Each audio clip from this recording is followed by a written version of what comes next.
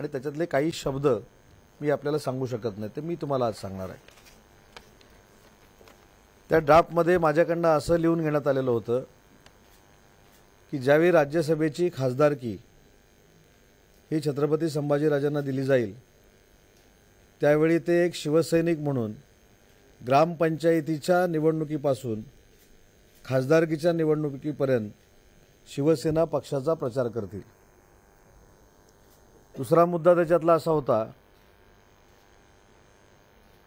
की संभाजीराजे जरी छत्रपती शिवाजी महाराजांचे वंशज असतील तरी देखील सभागृह आणि सभागृहाच्या बाहेर शिवसेनेचेच पक्षाचे काम ते करतील आणि शिवसेनेचा पक्षादेश हा छत्रपती संभाजीराजांना बंधनकारक राहील।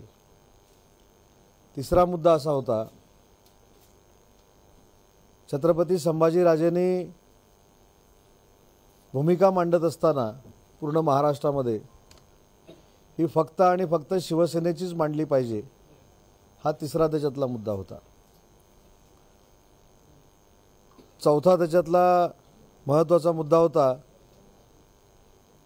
की छत्रपती संभाजीराजेंनी पत्रकार परिषद घेऊन मान्य केलं पाहिजे की पक्षप्रमुख शिवसेनेचे जे आहेत तेच माझे नेते आहेत, त्यांचाच मी आदेश मानणार आहे। आणि या सगळ्या कंडिशन नंतर जे आता संभाजीराजे म्हणाले की मी काही बदल करायला सांगितले, त्यातला महत्त्वाचा बदल हा होता की कुठच्याही पक्षामध्ये जरी काम करण्याचा निर्णय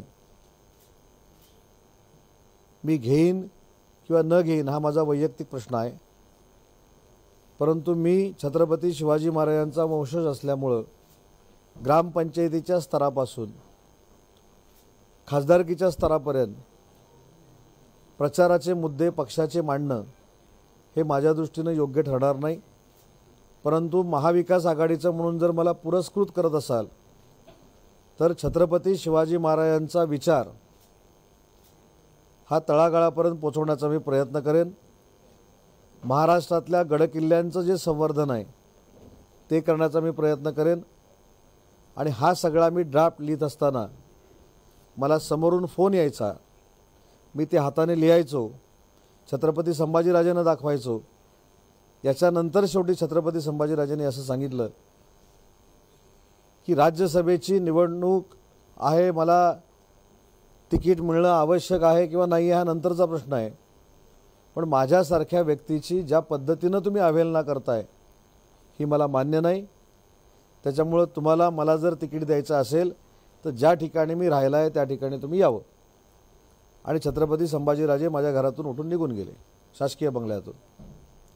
त्याच्यानंतर परत मला फोन आला की काही करून त्यांचा शिवसेनेमध्ये प्रवेश करून घेतलाच पाहिजे।